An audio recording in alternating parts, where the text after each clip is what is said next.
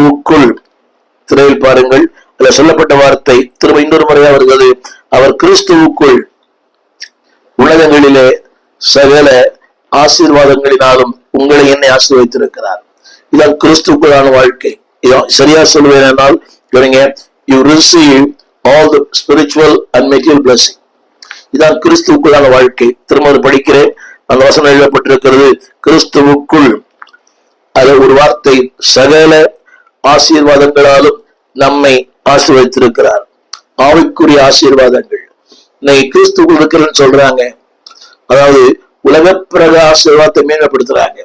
நகை, ஆடம்பரம், வீடு, வாகனங்கள், சொத்து, உடைகள், அலங்காரங்கள் அல்ல. கிறிஸ்துவுக்குள் வாழ்வது என்பது ஆவிக்குரிய ஆசீர்வாதங்களால் நிறைந்திருப்பது. In all the spiritual blessing, ஆவிக்குரிய சகல ஆசீர்வாதங்களாலே நிறைந்திருக்கிற ஒரு வாழ்க்கை. இதுதான்